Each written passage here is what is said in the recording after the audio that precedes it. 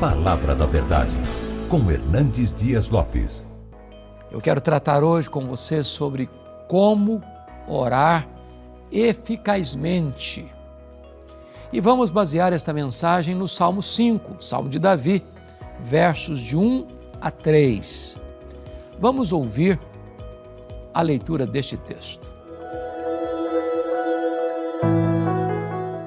Ao mestre de canto para flautas, Salmo de Davi. Escuta, Rei meu e Deus meu, a minha voz que clama, pois a ti é que imploro. De manhã, Senhor, ouves a minha voz. De manhã te apresento a minha oração e fico esperando. Davi foi um homem de oração, um guerreiro, um homem que foi forjado na bigorna do sofrimento. Foi escolhido como rei de Israel, ainda muito jovem, sendo filho caçula de Jessé. Entretanto, quando Samuel derrama o azeite sobre a sua cabeça, ungindo-o como rei, ele não subiu ao trono. Deus o matriculou na escola do sofrimento.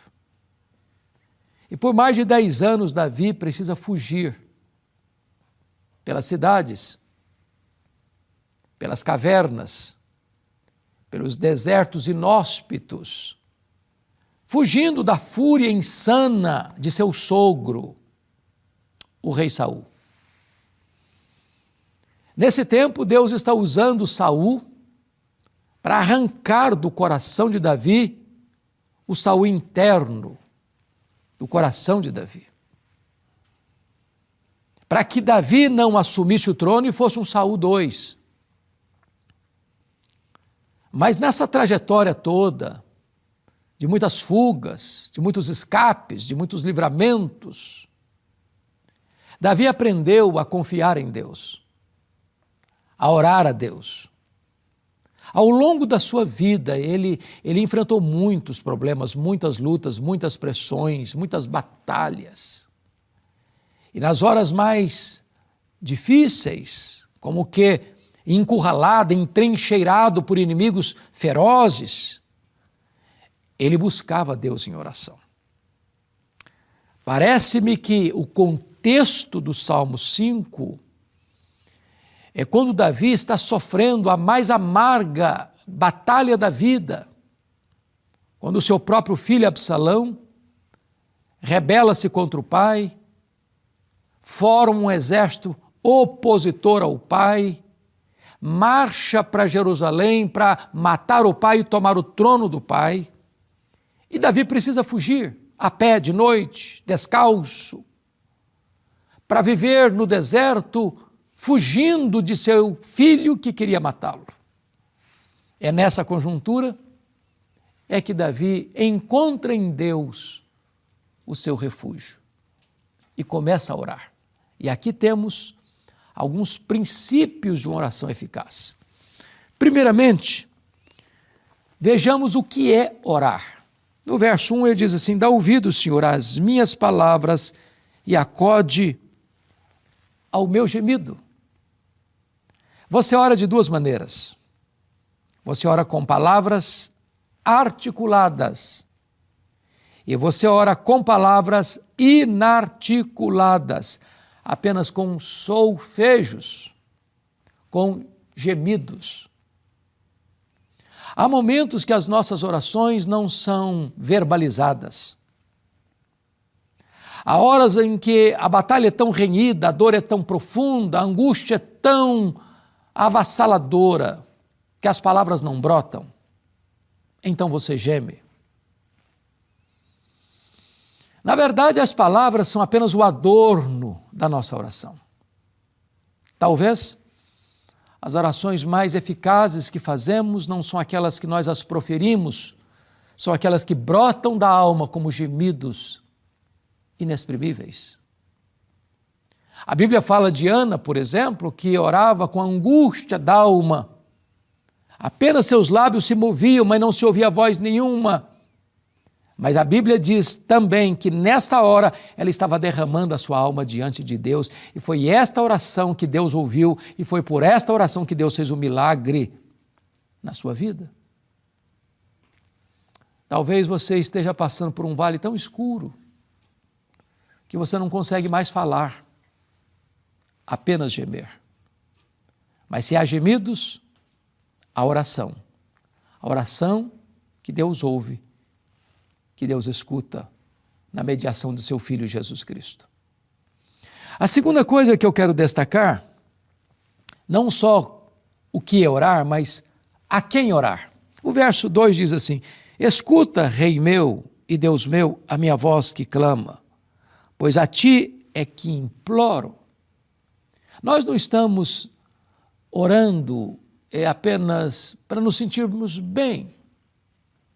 Não é apenas uma calmaria que vem em virtude de nós estarmos falando, expondo o nosso sentimento. Você não está se dirigindo a um ídolo, a uma energia, a achar que o universo todo é Deus, como a filosofia ou a teologia panteísta. Não, Davi está orando aquilo que ele chama de Rei meu e Deus meu. Davi compreende que Deus não é apenas Deus, é o Rei. Ele é Rei em Jerusalém, mas Deus é o Rei dos reis, é o que está sentado no trono, é o que tem as rédeas nas mãos, o controle da história nas mãos, aquele que tem poder para reverter as situações irremediáveis da história. É aquele que levanta reinos, abate reinos, levanta reis e faz reis apiarem do poder. Mas note que ele não se dirige a Deus apenas como rei, mas como Rei meu e Deus meu. Ele está orando ao Deus da aliança. Porque uma coisa é você reconhecer que Deus é Deus, que Ele é soberano, que Ele é absoluto, que Ele é onipotente, onipresente, onisciente, transcendente, soberano. Outra coisa é você que este Deus é o seu Deus, que você tem uma aliança com Ele, que Ele é o Deus da sua vida, que você confia nele, como Davi foi expressar no Salmo 23, o Senhor é o meu pastor, nada me faltará. Você pode dizer também que Deus é o seu Deus. Você tem essa plena confiança nele. Você já creu de todo o seu coração em Jesus Cristo, seu Filho. Você tem a garantia de que o seu nome está escrito no livro da vida e que você tem dentro de você o selo do Espírito Santo. Você já desfruta desta convicção, desta alegria e desta certeza inabalável de que Deus é o seu Rei e Ele é o seu Deus, o Deus da aliança. Isto é orar eficazmente. Você se dirigir ao Deus da sua vida. Mas me permita destacar uma terceira verdade. Agora quando orar? Ele diz assim: de manhã ouves a minha voz, de manhã te apresento a minha oração. Veja você que Davi entende que Deus deva ser buscado nas primeiras horas do dia. Lutero costumava dizer que ele tinha tanta coisa para fazer, que se ele não orasse 2 horas de manhã, ele perdia o seu dia. Ainda dizia Lutero, quem ora bem, trabalha bem. Você tem buscado a Deus logo de manhã? Quando você acorda, sua mente se volta para Deus? Você busca o Deus Todo-Poderoso?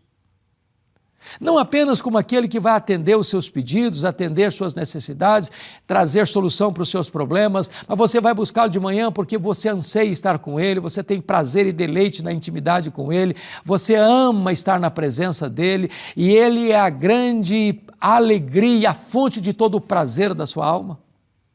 Você se deleita nele. Ele é o tesouro maior da sua vida. Ele é a sua alegria, a sua justiça, a sua paz, a sua herança, a sua recompensa. Davi não entende que Deus é apenas um despachante de bênçãos celestiais. Davi é o refúgio da sua alma, em quem ele tem todo o seu prazer. Logo de manhã, Ele busca o Senhor. Mas veja, a expressão que ele coloca aqui, de manhã te apresento a minha oração, é um termo militar. É um termo militar. É como se ele colocasse as suas orações numa ordem de batalha. Davi entende que oração é luta espiritual. Ele precisa ordenar sua vida de oração, porque ele está enfrentando lutas, e lutas maiores do que suas forças. E ele precisa colocar nesta ordem de batalha as suas orações logo de manhã. Você tem uma vida de oração? Você tem propósitos na oração? Você tem colocado diante de Deus as suas causas? Você tem intercedido pela sua vida, pelo seu casamento, pelos seus filhos, pelos seus parentes, pelos seus vizinhos, pelos seus colegas de trabalho?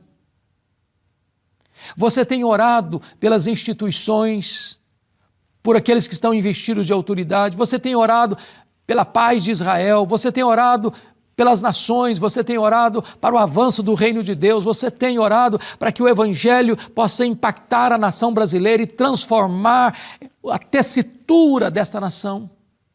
Você tem colocado em ordem de batalha, as suas súplicas? Bom, mas me permita agora a última colocação. O que orar? A quem orar? Quando orar? Mas agora a quarta colocação que eu quero fazer é: o que fazer depois de orar? Davi diz assim: de manhã, Senhor, ouves a minha voz, de manhã te apresento a minha oração e fico esperando.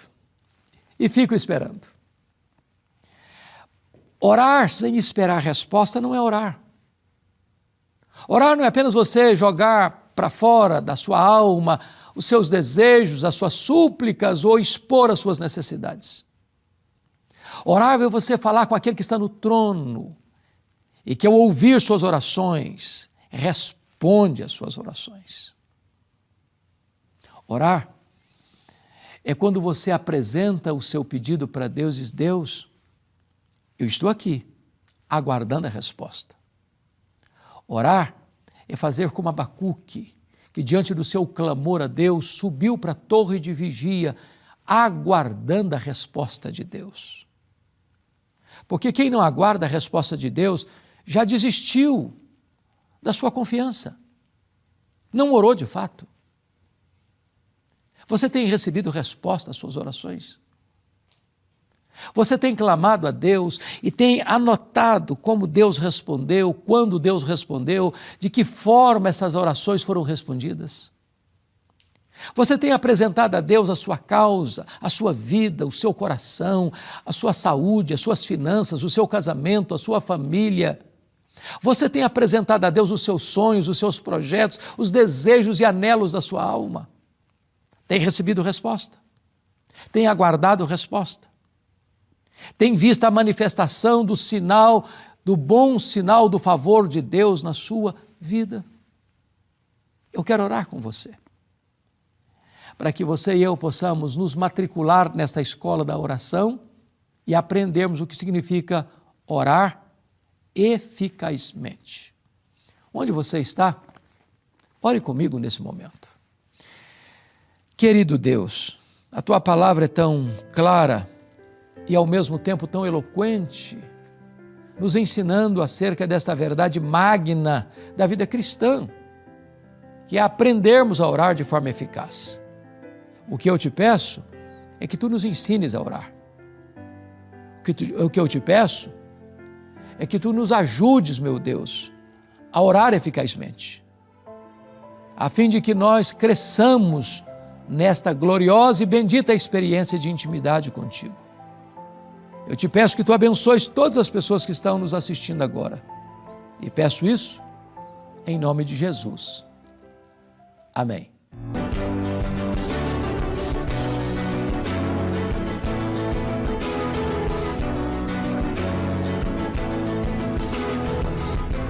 Palavra da Verdade, com Hernandes Dias Lopes.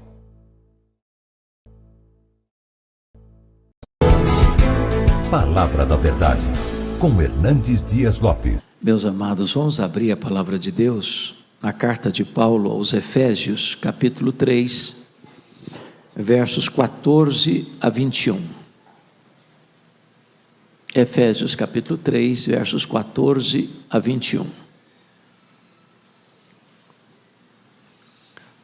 O apóstolo Paulo diz assim: por esta causa me ponho de joelhos diante do Pai, de quem toma o nome toda a família, tanto no céu como sobre a terra, para que, segundo a riqueza da sua glória, vos conceda que sejais fortalecidos com poder, mediante o seu Espírito, no homem interior.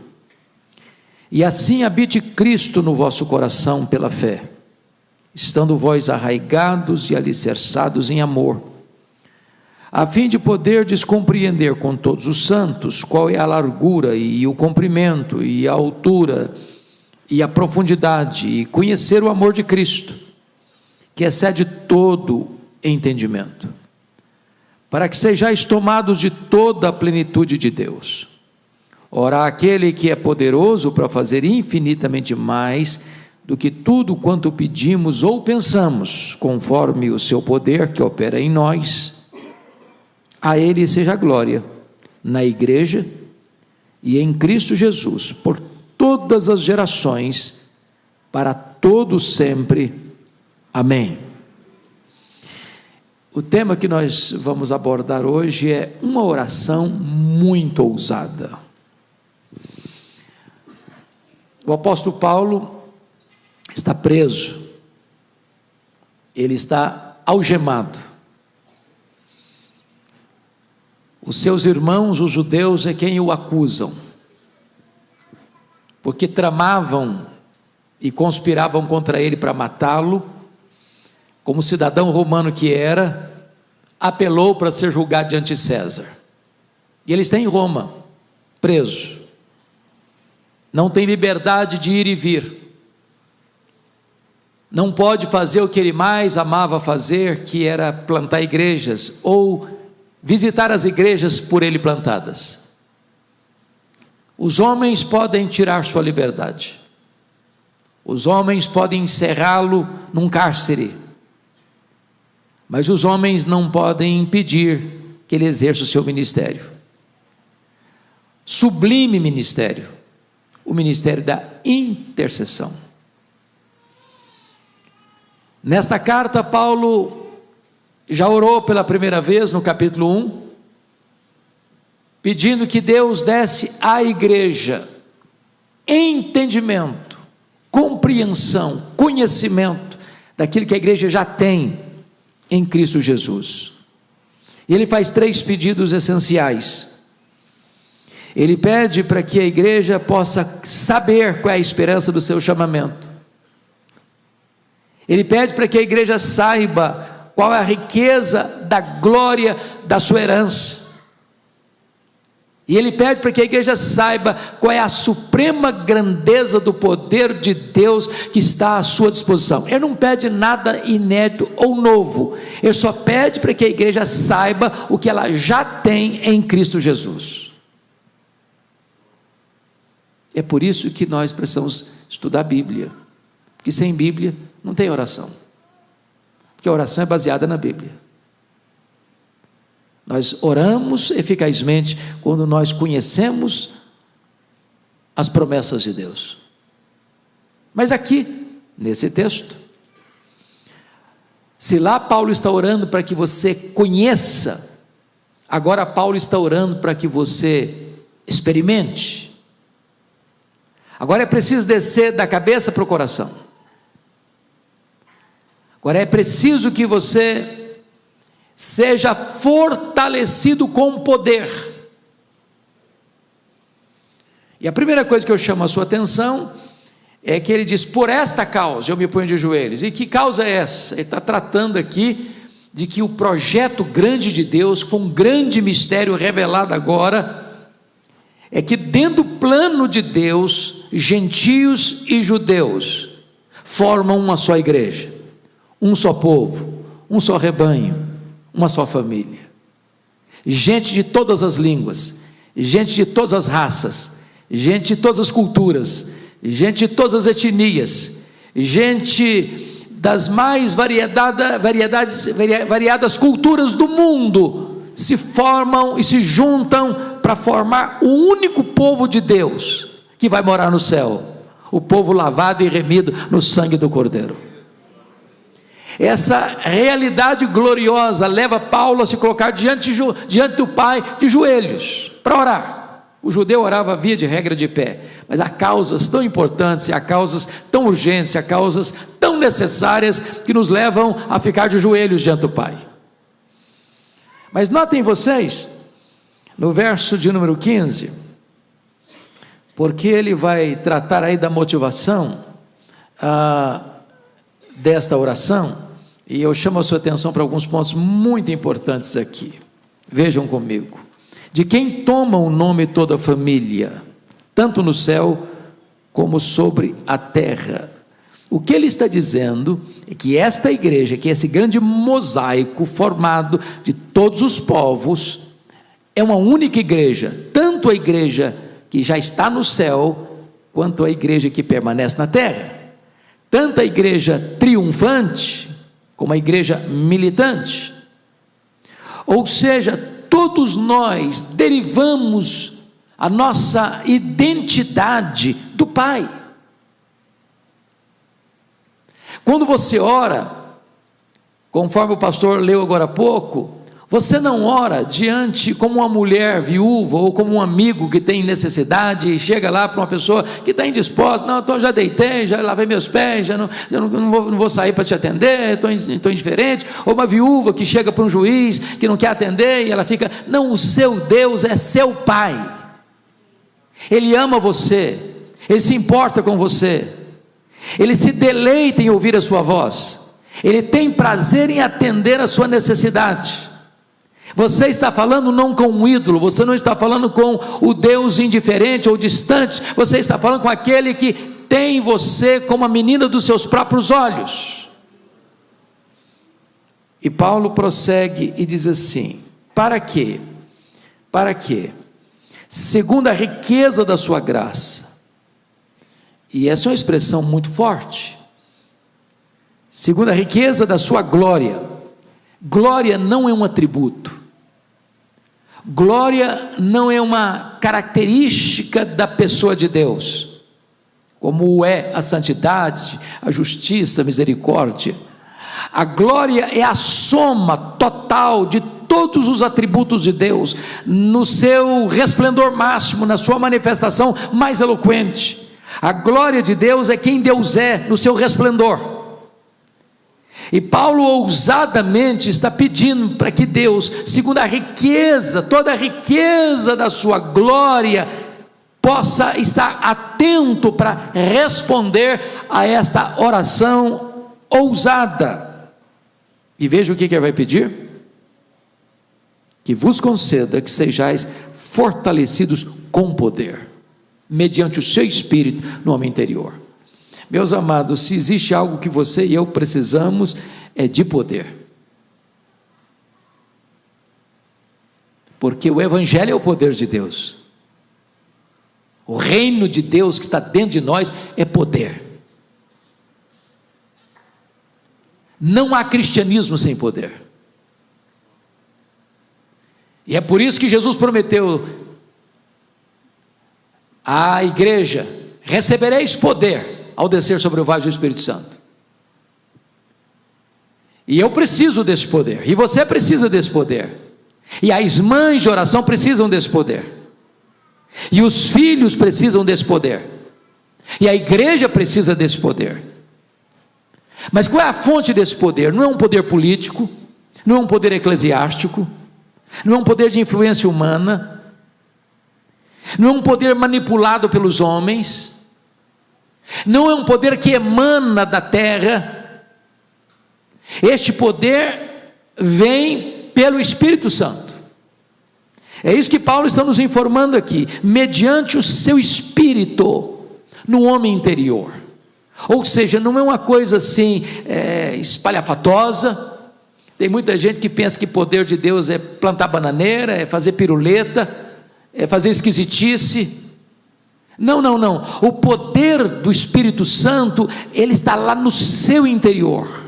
É uma mudança íntima, é uma mudança de caráter, é uma mudança de comportamento, é uma mudança de palavras, é uma mudança de ações, é uma mudança de reações, é uma mudança de gestos, é uma mudança de motivação, é uma mudança que opera dentro do seu ser e que pode ser notada e percebida e visto por todos, em todo lugar. Louvado seja Deus. Mas, amados irmãos, como é que você pode mensurar esse poder? Como é que você pode diagnosticar esse poder? Como é que você pode saber que você está cheio desse poder? O apóstolo Paulo explica: e assim habite Cristo no vosso coração pela fé. Ou seja, uma pessoa cheia do Espírito Santo, ou cheia do poder, é uma pessoa que vive uma vida cristocêntrica. O papel do Espírito Santo, conforme diz o teólogo J.I. Packer, o ministério do Espírito Santo é o ministério do holofote. Ele aponta para Jesus, ele exalta Jesus, ele glorifica Jesus. E você sabe, se você é uma pessoa cheia do Espírito Santo, é se Jesus comanda a sua vida, se ele dirige a sua vida. E Paulo usa aqui uma figura: e assim habite Cristo no vosso coração. Havia duas palavras no grego para habitar, a palavra katoikel e a palavra paroikel. São duas palavras que na língua portuguesa é uma palavra só, mas significados diferentes. A primeira palavra, a palavra katoikel, é morar ou habitar de um turista, de um viajante, que chega num hotel, hospeda-se ali por uma noite, 2 noites, uma semana, mas ele não mora ali. Ali não é a residência dele, não é a casa dele, ali não é o endereço dele. Ele chegou ali, mas vai embora dali. Ele não é o dono da casa, ele não tem poder de mexer nada naquele quarto, naquele apartamento. Ele está usufruindo e pagando por isso por um tempo. É o residente de passagem. A palavra que aparece aqui não é esta. A palavra que aparece aqui é a palavra paroikel, e paroikel é a palavra habitar do habitante permanente. Quando você mora na casa, quando você é o dono da casa, quando você tem todas as chaves da casa, quando você volta para essa casa e habita nessa casa, porque é a sua casa. A ideia aqui, meus amados irmãos, é que quando você está cheio do Espírito Santo, Jesus é o dono da sua vida. A casa é você, é o seu corpo, a habitação de Deus. E pela fé, Jesus precisa ser o habitante permanente no seu coração. Isso significa que você entrega para ele todas as chaves da casa, que você não tem cômodos nessa casa, trancados a 7 chaves, guardando aí alguma coisa que não seja digna de ser vista por ele, permitida por ele, que não tem áreas da sua vida que estejam fora do controle do senhorio de Jesus Cristo. É isso que é ser cheio do Espírito Santo, é quando você entrega todas as chaves do seu coração e da sua vida. É o Senhor que manda agora, é o Senhor que controla agora, é o Senhor que determina as regras agora. Eu estarei debaixo do senhorio e da submissão à tua autoridade, Senhor Jesus. Mas essa palavra tinha um outro contexto. Essa palavra na língua original significa não apenas que você é o morador permanente, mas quem mora tem prazer em morar nesta casa. Você conhece família que as pessoas têm um aperto no coração na hora de voltar para casa? Os biógrafos de Abraham Lincoln diziam que a maior tragédia na vida dele não foi seu assassinato, mas foi seu casamento. A dona Mary Todd Lincoln criava muita confusão com ele, jogava café quente na cara dele, brigava com ele perto das visitas que chegavam, e ele tinha um hábito de gostar de reuniões até as altas horas da madrugada. Não que ele amasse reuniões, o que ele não gostava é de voltar para casa. A pergunta que eu faço a você nesta noite é esta: a sua vida é um ambiente onde Jesus possa ter prazer de morar?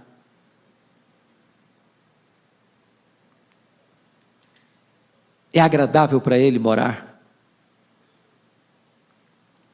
Você diz para o Senhor: Senhor é bem-vindo aqui, o Senhor é o dono, o Senhor é o amigo, o Senhor é o conselheiro, o Senhor é o Senhor da minha vida, então eu quero que o Senhor viva aqui da maneira mais plena e feliz. É isso que acontece no seu coração, na sua vida? É isso que esse texto está dizendo. Agora, você ainda pode levantar outra questão: como é que eu sei que Cristo habita no meu coração? Primeiro, que eu, se eu estou cheio do Espírito Santo, significa que eu tenho uma vida cristocêntrica. Mas como é que eu sei que eu tenho uma vida cristocêntrica? Como é que eu posso medir isso? Como é que eu posso mensurar isso? Quais são as evidências de que Jesus tem as chaves da minha vida nas suas mãos? Quais são os efeitos disso, de forma prática? Paulo responde, ele diz assim: estando vós arraigados e alicerçados em amor. Ele usa duas metáforas, da botânica e da engenharia civil. Arraigados, ele está tratando de uma árvore, e alicerçados, ele está falando de um prédio, de uma casa. E para que uma árvore possa crescer com estabilidade, ela precisa ter raízes profundas. Para um prédio manter-se de pé diante das tempestades e borrascas, ele precisa ter um sólido fundamento. O que Paulo está dizendo é que se Jesus tem as chaves do seu coração, você vai provar isso e evidenciar isso quando você ama a Deus e ao seu irmão. Isso não é discurso, isso é prática. Até porque o amor, diz a Bíblia, que é a síntese da lei. Se você pega as duas tábuas da lei, a primeira tábua na relação com Deus, a segunda tábua na relação com o próximo, Jesus resume tudo isso no grande mandamento: amarás, pois, o Senhor teu Deus de todo o teu coração, de toda a tua alma, de toda a tua força, de todo o teu entendimento, e amarás o teu próximo como a ti mesmo. Nisso resume-se a lei. Ainda mais, o Senhor Jesus Cristo deixou claro que você prova que você é um discípulo dele, não é o quanto de conhecimento você tem na sua mente, não é o quanto de doutrina, por mais bonita e bíblica e sólida que seja, você prova que você é um discípulo dele quando você ama o seu irmão como ele, Jesus, amou você. Nisto conhecerão todos que sois meus discípulos, se tiverdes amor uns pelos outros. Como é que você pode saber que Jesus está mandando na sua vida?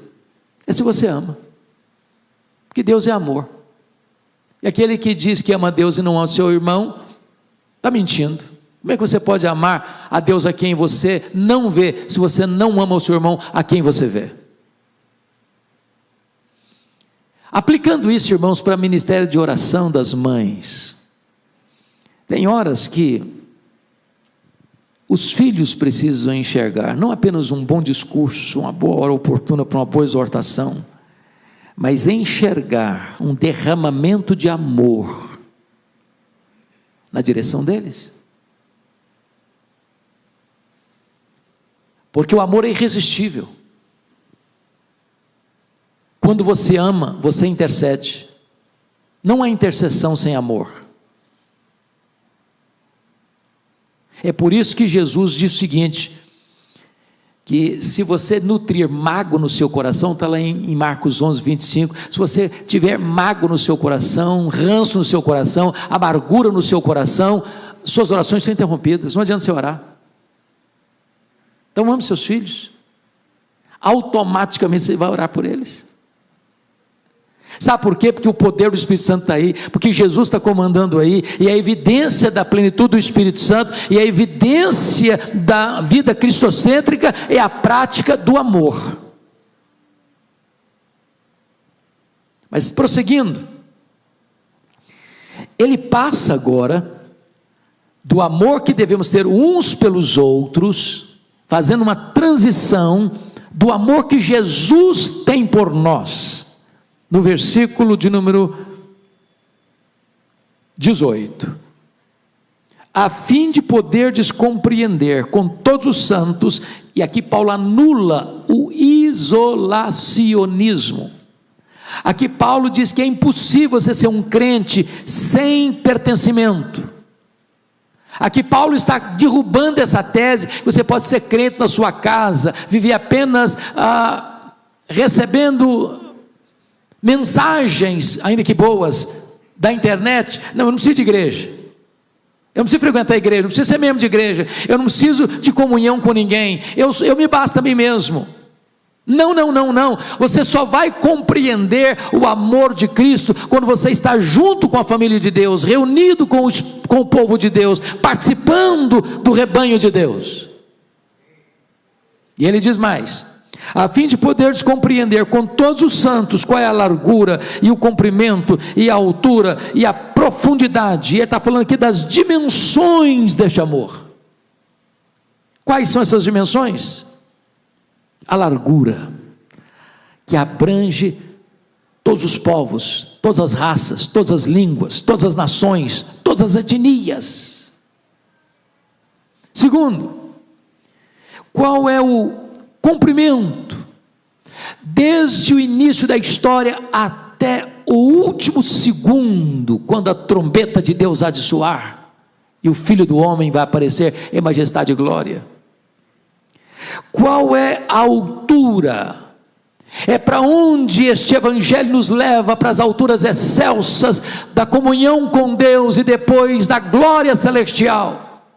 Qual é a profundidade? É que esse amor alcança o pecador mais arruinado pelas mazelas do pecado, aquele que já foi enjeitado pela família, pela sociedade, pela justiça, por todos. Ali ainda o amor de Deus está presente. Louvado seja o Senhor. Nós precisamos conhecer esse amor de Deus, que este amor é abundante, que este amor é imerecido e este amor é provado. Mas notem ainda, irmãos, a declaração que vai fazer, depois que trata das 4 dimensões, ele vai usar a expressão no verso 19 assim: e conhecer o amor de Cristo, que excede todo o entendimento. Para pensar só um pouquinho. Diz a Bíblia que ele, sendo Deus, não julgou como usurpação o ser igual a Deus. Antes a si mesmo se esvaziou. Ele não foi esvaziado, ele se esvaziou, assumindo a forma de servo, humilhando-se até a morte, e morte de cruz. Você já imaginou o que é o Rei da Glória se fazer servo? Você já imaginou aquele que é Deus vestir pele humana? Você já imaginou aquele que sempre e eternamente foi bendito pelo Pai, adorado pelos anjos, agora vira o mundo para ser cuspido pelos homens? Você já imaginou aquele que é santo, santo, santo, se fazer pecado por amor a você e morrer pelos seus pecados? Você já imaginou o que é aquele que é bendito eternamente ser feito maldição por amor a você, bebendo sozinho o cálice amargo da ira de Deus, que você e eu devíamos beber, por amor? Quem pregou Jesus naquela cruz não foram os pregos, foi o seu amor por você. Ele não escreveu em letras de fogo nas nuvens, eu te amo. Ele esculpiu naquela cruz, eu te amo. O apóstolo Paulo diz que talvez por um justo alguém se anime a morrer, muito difícil, mas Deus prova o seu próprio amor para conosco, pelo fato de ter Cristo morrido por nós, sendo nós ainda pecadores. é incompreensível. Então, por favor, jamais deixe que o seu coração seja tomado de complexo de inferioridade, de autoestima achatada, porque se Jesus te ama, e Ele ama com amor eterno, com amor sacrificial, com amor santificador, então você não tem razão nenhuma para ter qualquer sentimento de inferioridade no seu coração. Mas aqui chegamos, para mim, ao pedido mais ousado que alguém poderia fazer numa oração. E Paulo ora assim: para que sejais tomados de toda a plenitude de Deus. Ô meus irmãos, isso aqui está para além da nossa imaginação. Então me permita fazer algumas perguntas para responder essa questão aqui. Quem é Deus? Quando você vai estudar um pouquinho as Escrituras ou teologia, você vai notar que nós temos atributos de Deus que são incomunicáveis e temos atributos de Deus que são comunicáveis. O que é isso? Os chamados atributos incomunicáveis de Deus são aqueles que só Deus os tem. Anjos e homens não os possuem. São atributos exclusivos de Deus, que não são compartilhados com as suas criaturas. Quais são esses atributos? Deus é autoexistente, Deus é infinito, Deus é imenso, Deus é eterno, Deus é imutável, Deus é onipotente, Deus é onipresente, Deus é onisciente, Deus é transcendente. Deus é maior do que tudo quanto Ele criou. Outra pergunta: mas qual é o tamanho daquilo que Ele criou? Ninguém sabe, precisamente ninguém sabe. O que se sabe é que o universo tem mais de 93 bilhões de anos-luz de diâmetro. Isso significa que se você voasse a velocidade da luz, 300 mil quilômetros por segundo, você demoraria mais de 93 bilhões de anos para ir de uma extremidade à outra do universo. E o seu Deus é transcendente. Sabe o que significa isso? Ele é maior do que tudo isso. Agora, Paulo está orando para que você e eu, frágeis vasos de barro, sejamos tomados não de Deus, não da plenitude de Deus, mas sejamos tomados de toda a plenitude de Deus. Tem horas que eu fico imaginando, pastor Ival, que o nosso problema, um dos nossos problemas, é que nós às vezes achamos que tudo que Deus tem para nós é aquilo que nós conhecemos e experimentamos. Como o nosso padrão é pequenininho demais, nós não temos expectativa. Deus tem mais. Deus tem muito mais. Deus tem infinitamente mais para você e para mim. Porque alguém poderia dizer: ô Paulo, você devia estar delirando ao fazer esse pedido. E talvez Paulo já percebeu que alguém faria esse questionamento. Você foi longe demais, Paulo. Você foi ousado demais. Que é isso? Pedir que a igreja seja tomada de toda a plenitude de Deus? Não, mas você ultrapassou as fronteiras. Aí ele escreve no versículo seguinte, assim, versículo 20: ora, àquele que é poderoso para fazer, não mais, não muito mais, mas infinitamente mais. Eu confesso que eu não sei o que é infinitamente mais em relação ao que eu tinha pedido anteriormente, ser tomado de toda a plenitude de Deus. Porque às vezes as pessoas usam esse versículo assim: olha, eu estou com uma dor de barriga, e ele falou: irmão, ora por mim. Deus é poderoso para fazer infinitamente mais, meu irmão, te curar essa dor de barriga, te dar saúde. Ok, para fazer isso, curar a unha encravada, ou um problema mais grave de saúde, ou um problema financeiro, ou um problema conjugal, ou um problema aqui ou ali. Não, Paulo está falando isso, ele é poderoso para fazer infinitamente mais, depois de ter feito o pedido mais ousado registrado em toda a Bíblia. Então não ponha limites em Deus. Então tudo quanto Deus quer, tudo quanto Deus pode fazer em resposta às orações. Eu não sei qual é a causa que você trouxe aqui hoje, eu não sei qual é a causa que aflige a sua alma, eu não sei qual é a causa que você tem urgência em ver resposta, pois Deus é poderoso para fazer infinitamente mais, conforme o seu poder que opera em nós. Como é que Paulo termina essa oração? Não podia ser de outra maneira a não ser com a doxologia: a Ele seja a glória. Aonde? Na igreja. Em segundo lugar, em Cristo Jesus. A glória de Deus no corpo e na cabeça, no povo remido e no Redentor. Quando que a glória de Deus deve ser dada pela igreja e Cristo?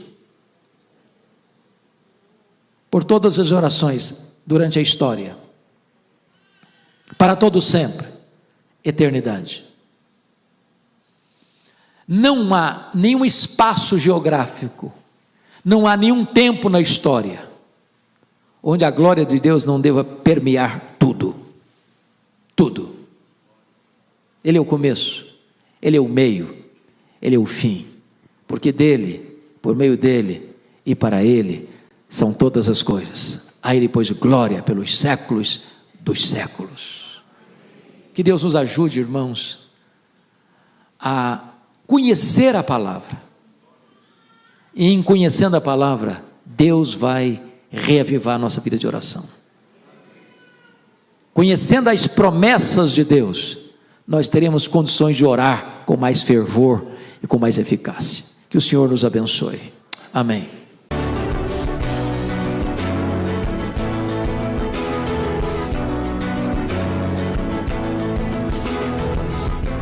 Palavra da Verdade, com Hernandes Dias Lopes.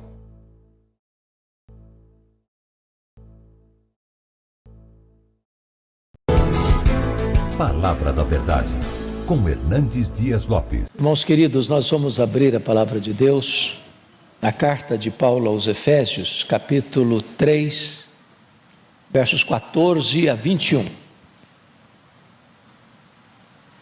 Efésios capítulo 3, versos 14 a 21.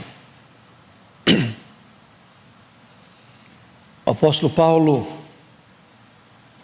escreve, e ao escrever ele relata a sua própria oração, quando diz assim: por esta causa me ponho de joelhos diante do Pai, de quem toma o nome toda a família, tanto no céu como sobre a terra, para que segundo a riqueza da sua glória vos conceda que sejais fortalecidos com poder, mediante o seu Espírito no homem interior, e assim habite Cristo no vosso coração pela fé, estando vós arraigados e alicerçados em amor, a fim de poderdes compreender com todos os santos qual é a largura e o comprimento e a altura e a profundidade, e conhecer o amor de Cristo que excede todo o entendimento, para que sejais tomados de toda a plenitude de Deus.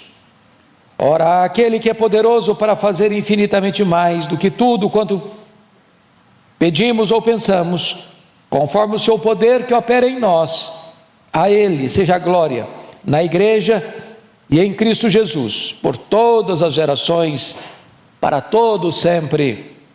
Amém. Amém. Eu quero conversar com vocês hoje sobre o tema: a oração mais ousada da história. A oração mais ousada da história. Quando você lê o livro de Atos dos Apóstolos, 3 igrejas se destacam. Primeiro, a igreja de Jerusalém. Segundo, a igreja de Antioquia da Síria. Terceiro, a igreja de Éfeso.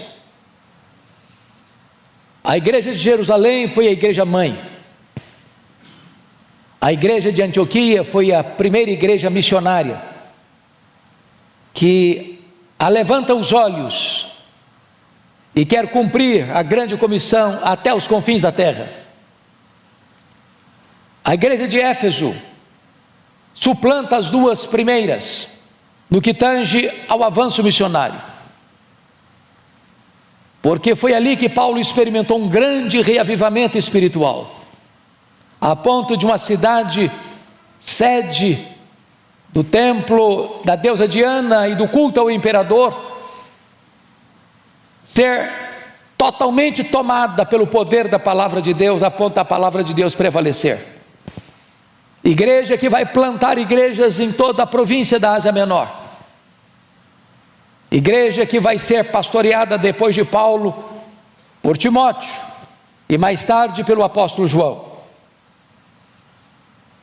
O apóstolo Paulo, depois que saiu desta cidade, onde deixa uma igreja vibrante, no meio de tantas lutas e perseguições, ao ser preso em Jerusalém, ao ser transferido para Cesareia e ser enviado para Roma, nessa primeira prisão em Roma, ele escreve esta carta, conhecida como a rainha das cartas de Paulo, talvez a mais relevante carta sobre a doutrina da igreja em todo o Novo Testamento.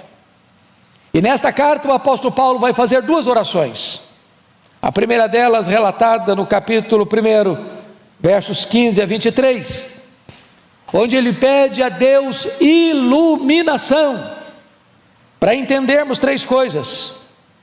Primeiro, para entendermos, vejam vocês comigo, no versículo de número 18, a esperança do nosso chamamento. Segundo, a riqueza da glória da sua herança nos santos. Terceiro, a suprema grandeza do seu poder para com os que cremos.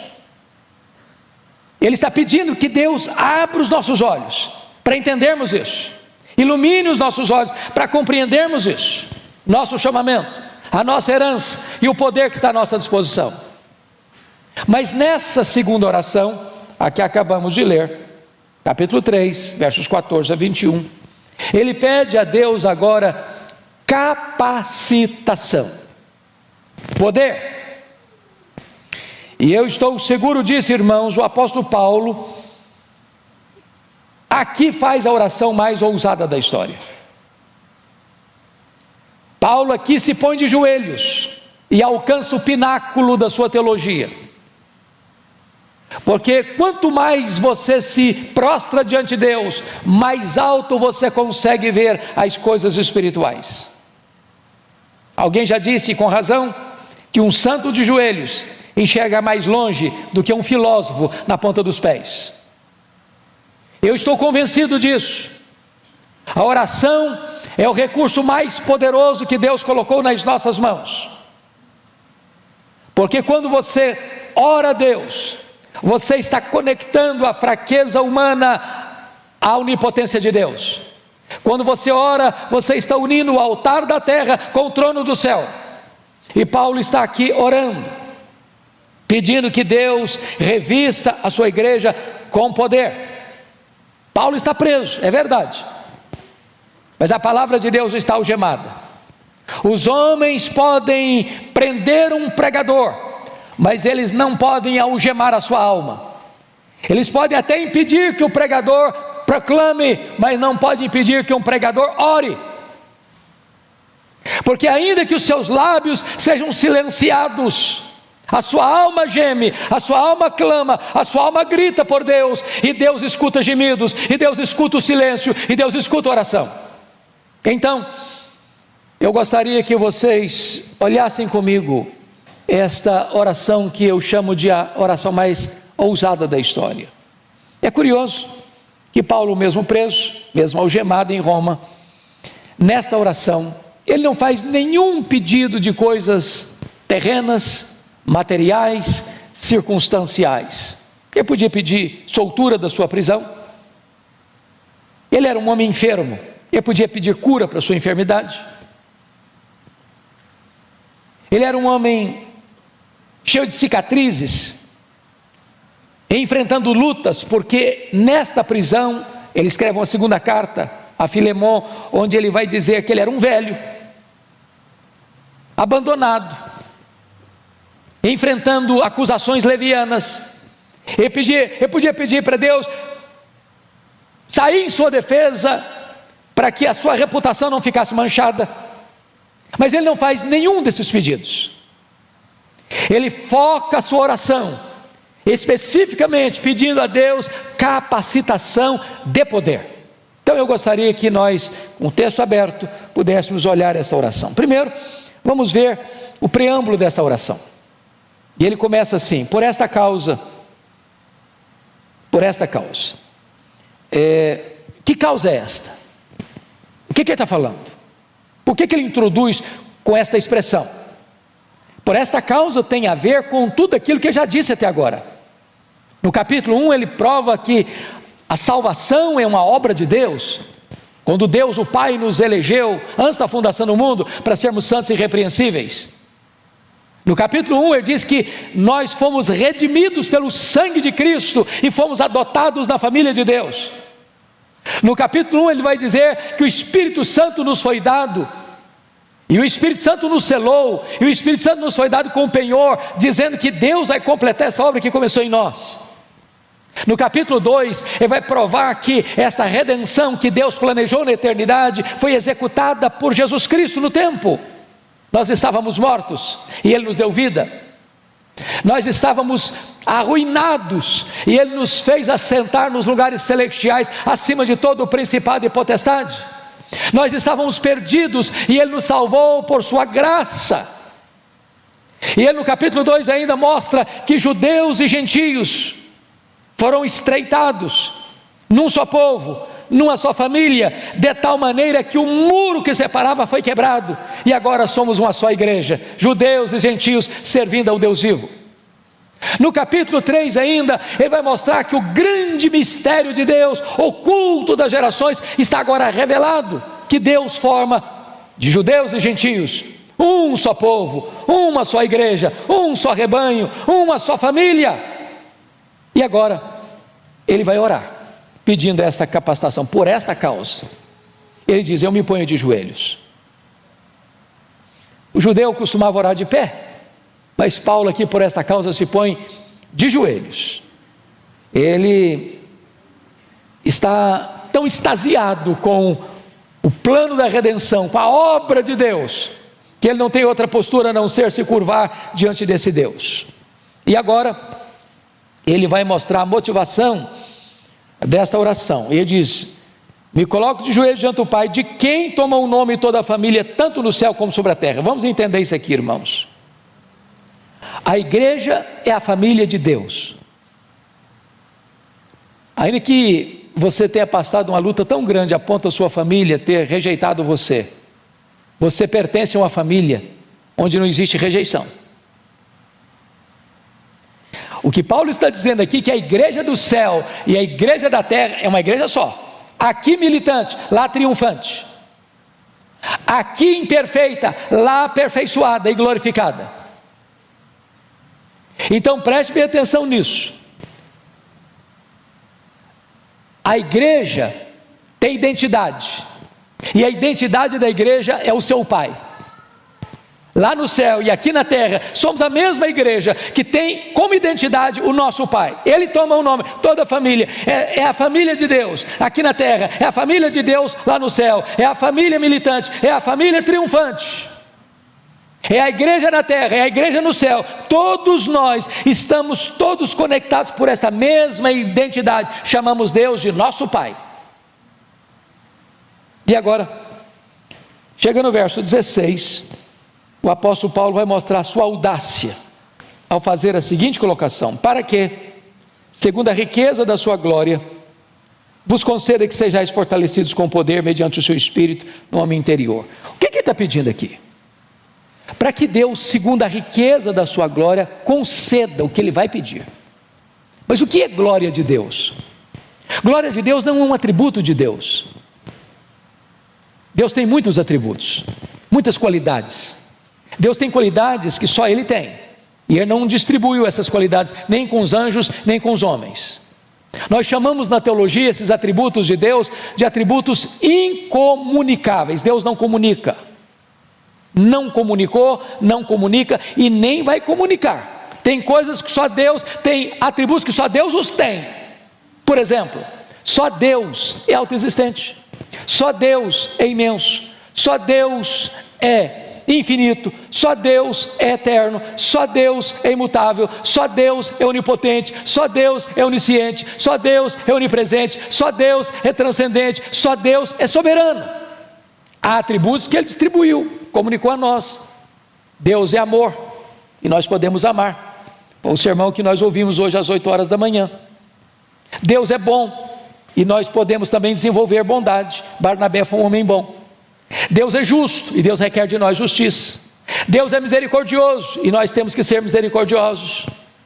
O que Paulo está orando é para que Deus reúna todos os atributos que Ele tem, os comunicáveis e os não comunicáveis, para que segundo a riqueza da sua glória, e glória é toda manifestação do ser de Deus, é todo o refulgir da glória e dos atributos de Deus.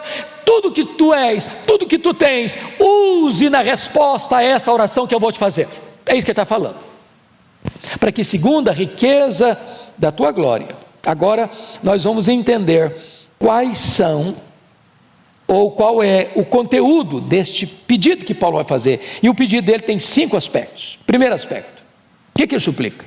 Vejamos, verso 16: vos conceda que sejais fortalecidos com poder, mediante o seu Espírito, no homem interior. Então, a primeira coisa que ele pede é poder interior. Por que ele pede isso?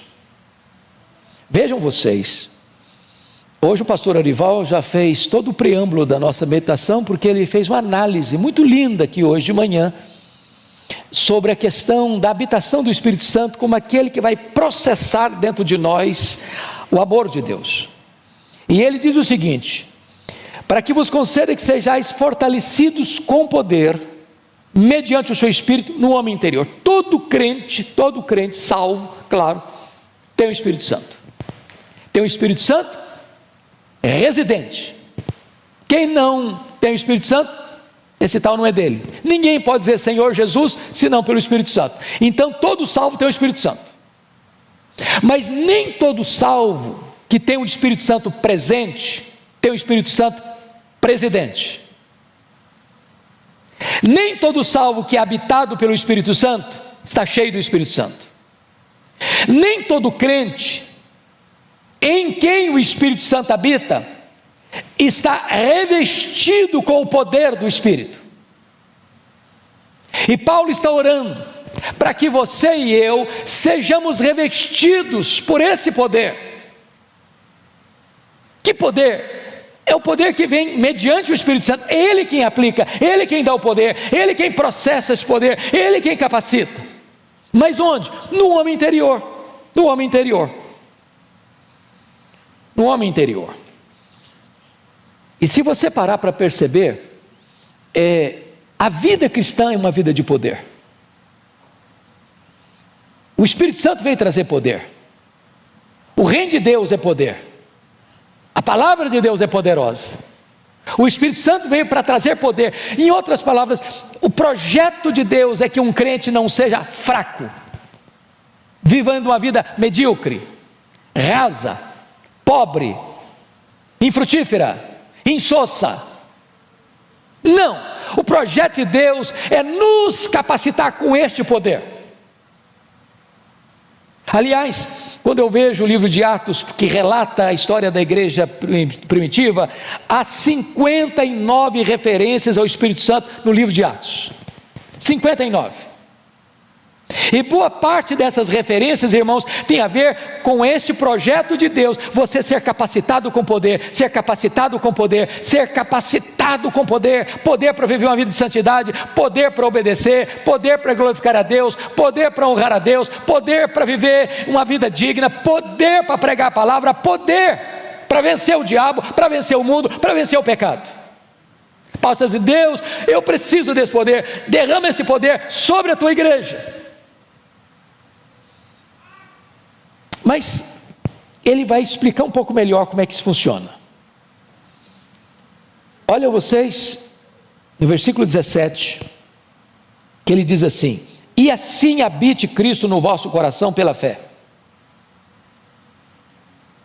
Eu quero chamar a sua atenção para esta expressão: e assim habite Cristo no vosso coração pela fé. Você precisa do poder do Espírito Santo agindo no seu homem interior, para que você compreenda a implicação de Cristo habitar no seu coração pela fé, porque a palavra, o segredo está aqui na palavra habitar. Existem duas palavras na língua grega para habitar. A palavra primeira é a palavra paroikel, é habitar como estrangeiro, temporário. Você vai para um hotel, está fazendo uma viagem, a negócio, a lazer ou de férias, e você habita ali, uma noite, 2 noites, 3 pernoites. Mas ali não é a sua morada permanente. Você não vai ficar ali a vida toda. Você vai passar por ali, vai cumprir a sua agenda ali e volta para sua casa. Esse habitar temporário é paroikel. Não é a palavra que Paulo usou aqui. A palavra que Paulo usou aqui foi katoikel. E katoikel é habitar como residente. Por exemplo, se você perceber comigo, nas Escrituras, lá em Colossenses 2:9, está escrito: porque nele, em Cristo, habita corporalmente toda a plenitude da divindade. A palavra lá é paroikel, ou melhor, katoikel. Habitar, a divindade habita em Cristo sempre, sempre. Nunca houve um momento que ele disse: não, eu não sou Deus. Mesmo quando ele encarnou, ele continuou sendo Deus.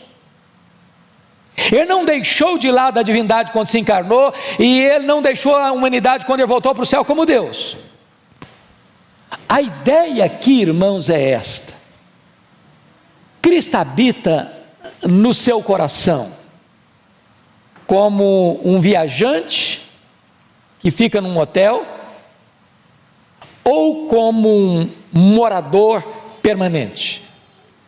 Quando você habita como dono da casa, você limpa a casa, você reforma a casa, você muda os móveis da casa, você faz como Neemias, pega os móveis de Tobias e joga fora. Você é o dono, você tem todas as chaves, você tem o domínio, você tem o controle, você tem a posse, você tem o uso, você tem a autoridade. A grande pergunta que eu faço aos meus irmãos nesta manhã é essa: você já entregou todas as chaves da sua vida para Jesus? Existe alguma área da sua vida que ainda não está debaixo do governo de Jesus? Na sua vida pessoal, na sua vida sentimental, na sua vida sexual, na sua vida financeira, no seu relacionamento conjugal, no seu relacionamento com seus pais, no relacionamento com seus filhos. Você já colocou Jesus para comandar essa casa? Essa é a ideia. Preste bem atenção. Às vezes a gente pensa em poder como uma coisa etérea, ou pensa em poder como uma coisa assim, sobrenatural, ou um milagre que aconteceu, acabou de acontecer aqui, todo mundo está pasmo. Paulo está dizendo que esse revestimento de poder tem coisas práticas. É você entregar as chaves todas da sua casa, da sua vida, do seu coração, do seu casamento, da sua família, dos seus negócios, da sua empresa, do seu comércio, da sua vida de lazer, do seu descanso. Tudo isso você entrega a Jesus. Toma conta, é teu, fica aqui, mora aqui, o Senhor é o dono da casa, o Senhor faz o que o Senhor quiser da minha vida. É preciso ter poder para isso, irmãos, para que Jesus habite no nosso coração dessa maneira. Mas Vamos avançar um pouco mais no pedido de Paulo, quando ele diz assim: assim habite Cristo no vosso coração pela fé, estando vós arraigados e alicerçados em amor. Bom, eu não combinei com o pastor Arival para pregar o que preguei, porque ele já tratou desse assunto hoje de manhã, sobre a questão do amor. Mas aqui Paulo vai lançar duas metáforas sobre amor. Notem comigo: arraigados e alicerçados. A palavra arraigado vem de raiz, e a palavra alicerçado vem de alicerce. Então ele está usando uma figura da botânica, ele está usando uma figura da engenharia civil, ele está usando a figura de uma árvore, e ele está usando a figura de um prédio. Tanto uma árvore quanto um prédio precisa de quê? De estabilidade. O que dá estabilidade para uma árvore? Suas raízes. O que dá estabilidade para um prédio? Seu alicerce. Se uma árvore não tiver raiz, quando passa o vendaval, ela tomba. Se um prédio não tiver um alicerce saudável e bom, se o engenheiro errou nos cálculos, quando vem um problema mais grave, o prédio entra em colapso. O que Paulo está dizendo? Como é que você sabe que Jesus habita no seu coração? Como é que você sabe que Jesus não é apenas um morador temporário, mas é o dono da casa? É se você ama. Mas como é que você sabe que você ama? É se quando vem os problemas da vida, você permanece de pé. Porque amar quem ama você, até o ateu consegue fazer isso. Ele não conhece a Deus, ele não respeita a Deus, ele não tem nenhum relacionamento com Deus. E um ateu ama seu pai, ama sua mãe, ama sua mulher, ama seus filhos, ama seu esposo, ama os bons vizinhos. Isso é natural. Agora, quando você enfrenta uma tempestade de assassinato de reputação, quando você enfrenta uma tempestade de críticas injustas e desairosas, quando você é vítima de uma orquestração para arruinar sua vida, seu trabalho, sua reputação, sua família, sua honra, quando esse vendaval passa pela vida como um tufão, e você está arraigado, e você é como um prédio plantado, bem plantado, você permanece firme, e ama até seus inimigos, e ora por eles, pagando o mal com o bem. Esta é a evidência de que Jesus tem as chaves, porque ele não pagou impropério com impropério. Os homens cuspiram no seu rosto, os homens esbordoaram a sua cabeça, os homens o pregaram naquela cruz, e ele lá do topo daquela cruz diz: Pai, perdoa-lhes, porque não sabem o que fazem. Nós não temos relacionamentos saudáveis, nem dentro de casa, nem fora de casa, a não ser que o Espírito Santo nos capacite para que Cristo tenha as chaves da nossa vida.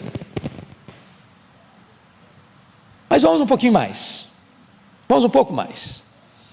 Quando você compreende que o amor é a essência da vida cristã, porque é a virtude mais importante, é superior aos dons espirituais, é a evidência de que você é uma pessoa salva, é a prova de que você é um discípulo, é a única condição que Jesus exigiu, por exemplo, para você ser restaurado para a obra dele. Quando perguntou para Pedro: você me ama, Pedro? Então, pode pastorear minhas ovelhas. Aí você vai perceber que Paulo vai avançar um pouco mais e dizer o seguinte. Veja comigo, por gentileza, o versículo 18. A fim de poderdes compreender com todos os santos qual é a largura e o comprimento e a altura e a profundidade, e conhecer o amor de Cristo. E aí você vai começar a entender algo sublime aqui. Primeiro, notem vocês, não tem possibilidade de você ser um crente verdadeiro, pleno, sozinho, desigrejado, isolado, que se basta a si mesmo. Você só vai compreender essas verdades espirituais com todos os santos, na família de Deus, no rebanho de Cristo, no corpo. Não é isolado. Não tem crente desigrejado, não tem crente sozinho, não tem crente só na sua casa. Você pertence a um corpo, você pertence a uma família, você é ovelha de um rebanho. Tem que ser com todos os santos. Mas mais, note você que essa compreensão do amor de Cristo passa por duas ideias. Porque veja comigo, no versículo 18, ele diz a fim de poderes compreender. Mas no verso 19 ele diz e conhecer. Compreender e conhecer são duas palavras muito semelhantes, né, pastor, na língua portuguesa. Mas aqui no grego, as duas palavras são bem distintas. Aqui no verso 18, compreender tem a ver com o aspecto teórico, da compreensão intelectual, da compreensão cognitiva, e você poder visualizar isso com clareza na sua cabeça. Mas a palavra conhecer do verso 9, já é outra palavra. Aqui é o conhecer prático, empírico, experimental, vivencial.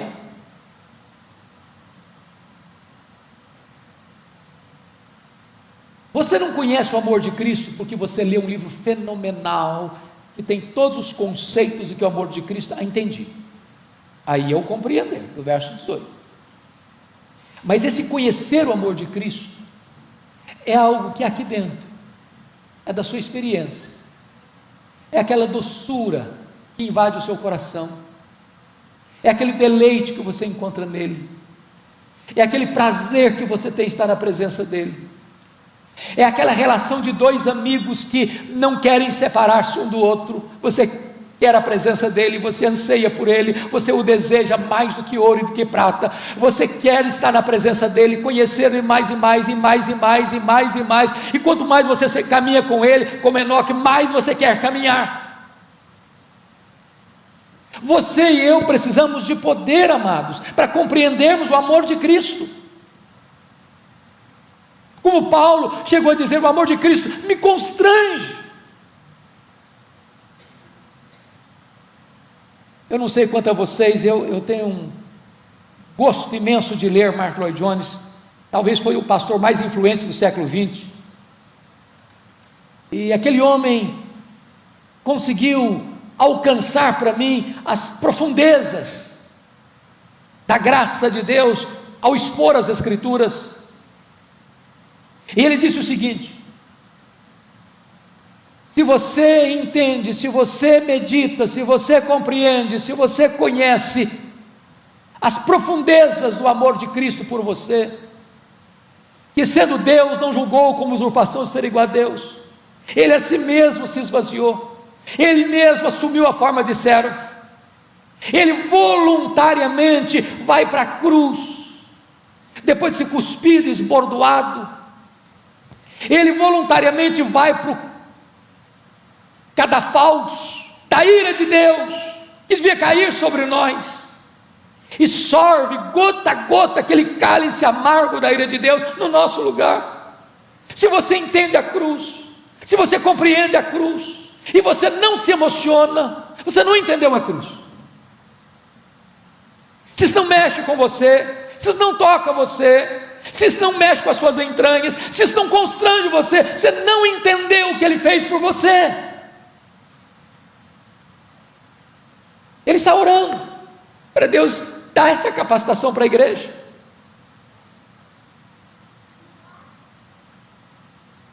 Irmãos, o amor de Cristo que é derramado no nosso coração, o amor de Deus que é derramado no nosso coração, é que faz o que Paulo está falando aí. Você precisa conhecer o amor de Cristo, que excede todo o entendimento. Só assim você vai entender a largura do amor de Deus, o comprimento do amor de Deus, a altura do amor de Deus, a profundidade do amor de Deus, os limites do amor de Deus, que abrange todos os homens, que abrange todos os tempos, que abrange o homem mais rico e o homem mais pobre, e que atinge o homem mais vil, jogado lá na sarjeta do pecado, e Deus o ama. Você e eu precisamos compreender isso. Mas agora, eu acho que Paulo chega ao pináculo, ao apogeu. Quando no verso 19 ele pede o seguinte: e conhecer o amor de Cristo, que excede todo o entendimento, para que sejais tomados de toda a plenitude de Deus. Eu acho que não tem jeito de pedir mais, tem? Bom, não tem mais jeito. O que Paulo está pedindo aqui, irmãos, é incompreensível para a nossa mente humana, porque ele não pede para que você seja tomado de Deus, ele não pede para que você seja tomado da plenitude de Deus, ele pede para que você seja tomado de toda a plenitude de Deus. Bom, voltando um pouquinho, quem é Deus? Pense nos atributos de Deus, da sua infinitude, da sua imensidão, da sua eternidade, da sua imutabilidade, da sua autoexistência, da sua onipotência, onipresença, onisciência, transcendência. Esse é um termo que às vezes nós não lidamos tanto. Transcendência, o que significa isso? Significa que tudo que existe, tudo que existe, eu vou lhe dizer algo: o universo não é nem imenso, nem infinito. Imensidão e infinitude são atributos exclusivos de Deus. Agora, para nós, o universo é imenso e infinito. Sabe por quê? Porque nenhum homem, por mais robusto que seja o seu conhecimento, por mais perito que seja no seu entendimento científico, é capaz de dizer: aqui está o último limite do universo. Os homens estão todo dia extasiados com a grandeza insondável do universo, calculando-se mais de 93 bilhões de anos-luz de diâmetro. Isso significa que se você voasse nessa velocidade da luz, você demoraria mais de 93 bilhões de anos para ir de uma extremidade à outra do universo, pois Deus é maior do que isso. Não há um centímetro que Ele não possa dizer: isso aqui é meu, criei isso aqui, sou dono disso aqui, estou aqui. Ele está em toda parte. E agora Paulo orando para que você e eu, frágeis vasos de barro, sejamos tomados de toda a plenitude de Deus. Sabe qual é o problema que você e eu temos? É que nós somos tentados, ou levados, ou induzidos a pensar que tudo o que Deus pode e quer fazer na nossa vida é o que nós conhecemos, já experimentamos. Irmãos, nós só estamos arranhando a superfície. Deus tem mais. Deus tem infinitamente mais para nós. Eu não sei se você tem esse hábito de ler a história dos heróis da fé. Parece-nos que quando você lê sobre a vida dos homens mais piedosos, foram os homens que mais choraram pelos seus pecados, pelas suas limitações. Estava lendo o pastor Orival a semana passada, um pouco do diário de David Brainerd. Foi um dos homens mais piedosos do século XVIII, e há um dia em que ele diz assim: oh meu Deus, tem misericórdia de mim, eu não suporto a vileza do meu coração. Quanto mais você conhece a Deus, mais você sabe que você tem muito mais para conhecer. Paulo está orando para que você e eu sejamos tomados de toda a plenitude de Deus, como se cada poro do nosso corpo, ou cada poro da nossa alma exalasse Deus. Aí você pode dizer: bom, Paulo, mas eu acho que você estava velho, estava doente, preso. De repente você estava delirando um pouco, você foi um pouco exagerado, você foi hiperbólico demais. Aí ele diz no verso 20 algo espantoso, depois de fazer a oração mais audaciosa da história: ora àquele que é poderoso para fazer não mais, não muito mais, mas infinitamente mais. Aí eu já não estou entendendo, confesso a vocês, porque eu não sei o que é infinitamente mais daquilo que é o mais exagerado possível. Eu não sei. Eu não sei se Deus atender o pedido do verso 19, eu ser tomado, você ser tomado de toda a plenitude de Deus, se pode acontecer mais alguma coisa ainda, se dá para esticar um pouco mais ainda. O que Paulo está dizendo é que não há limitação em Deus. Não há. Se você pensa que você foi ao máximo, já tem mais terreno a conquistar. tem mais para ir. Ele tem mais para dar.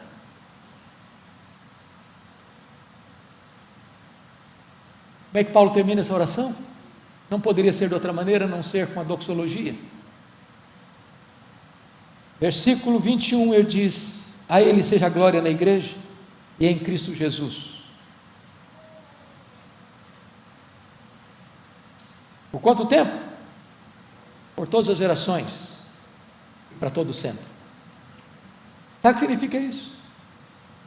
Que você e eu vamos viver para sempre, e sempre, e sempre, e sempre, para exaltar este Deus. Depois que você estiver no céu, 1 milhão de anos glorificado, você ainda vai estar conhecendo esse Deus, conhecendo o amor de Deus e glorificando esse Deus. Depois que os séculos e os dos séculos e os séculos passarem, e milhões e bilhões de anos acontecerem, você ainda vai estar extasiado com esse Deus, glorificando esse Deus de todo o seu coração, por toda a eternidade, por toda a eternidade, por toda a eternidade. Não seria melhor em começar a ensaiar agora? Vamos ficar em pé?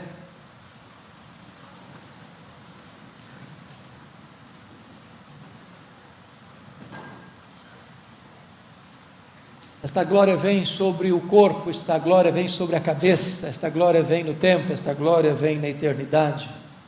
Esta é a glória que Deus quer derramar sobre nós, para vivermos esta vida maiúscula e superlativa. Senhor Deus, por amor do Teu nome, volta o Teu rosto para nós, esta hora. Nós não queremos viver uma vida rasa, supérflua, epidérmica, medíocre, rasa. Oh meu Deus, Tu tens tanto para nós. Não permita que vivamos na escassez, vivendo como mendigos espirituais, se os banquetes da graça estão fartos. Não permita que sejamos fracos, a ponto do diabo se irandar conosco, se temos toda a grandeza do Teu poder à nossa disposição. Não permita, Deus, que rebeldemente queiramos controlar áreas da nossa vida, quando todas as chaves precisam ser entregues a Jesus. Oh meu Deus, por amor do Teu nome, assiste-nos, fortaleça-nos, revigora-nos, capacita-nos a viver esta vida vitoriosa em Cristo Jesus, para a Tua glória e louvor, em nome de Jesus, amém.